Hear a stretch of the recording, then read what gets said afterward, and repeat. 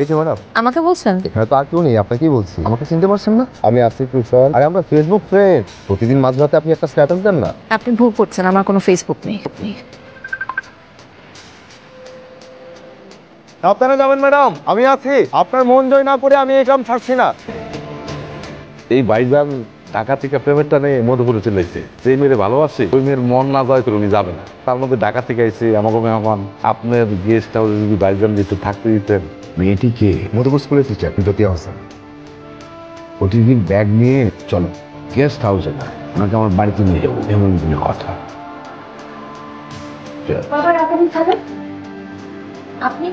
সেটা থাকার কোনো জায়গা নেই, তাই নিয়ে থাকুক কয়টা দিন থাকুক।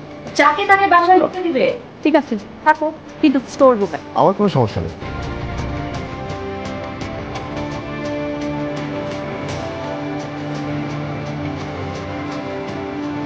ভালোবাসা কি জানো তোমরা? ভালোবাসা হচ্ছে আমাদের মনে একটা বিশেষ অনুভূতি। এবার আমি আপনাদের একটা ব্যাপার জানাই, আপনাদের বেটি ম্যাডাম উনি কিন্তু আমার বিশেষ বিশেষ বিশেষ মানুষ। Good morning madam.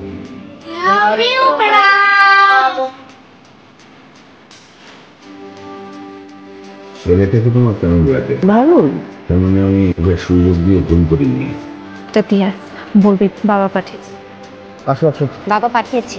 ভালো ভালো, এটা থেকে তো তোমার আপু সবার জন্য। Thank you madam.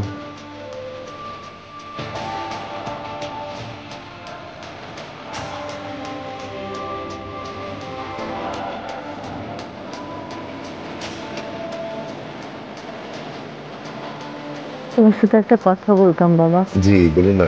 ধন্যবাদ বাবা, চোখের মুখে হাসি ফোটানোর জন্য। তোমার সাথে একটা বিষয়ে কথা বলবো। এই সত্যটা তোমাকে না জানালে একটা বেইনসাফি হয়ে যাবে। শহরে পড়া অবস্থায় কয়েকজনকে ভালোবেসেছিল। আমার মেয়েটা মানুষ আর জানোয়ারের তফাৎটা করতে পারি, আর সেই জানোয়ারটা তার সঙ্গী সাথী সহ আমার মেয়ের জীবনটা শেষ করে দিয়েছে। এই সত্যটা জানবার পর তুমি যদি এখান থেকে চলে যাও, দয়া করে এমন ভাবে যাবে যাতে আমার মেয়েটা আর কষ্ট না পায়।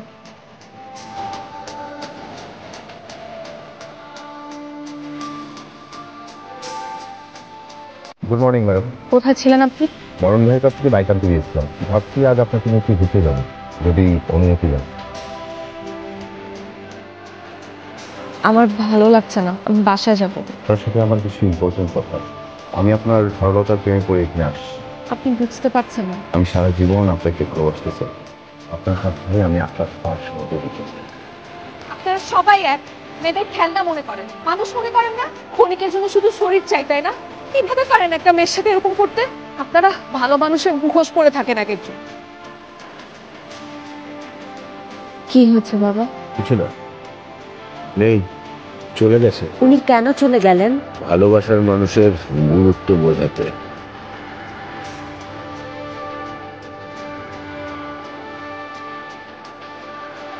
আপনি না চলে গেছেন? দুদিন কাজকর্ম করে এখানে এসে পড়ে আছো কি আর নিয়ে চলে যাওয়ার জন্য? নিচে নামেন, চিৎকার করে কথা বলতে পারবো না। সেদিন তো ঠিকই চিৎকার করলেন। I am sorry.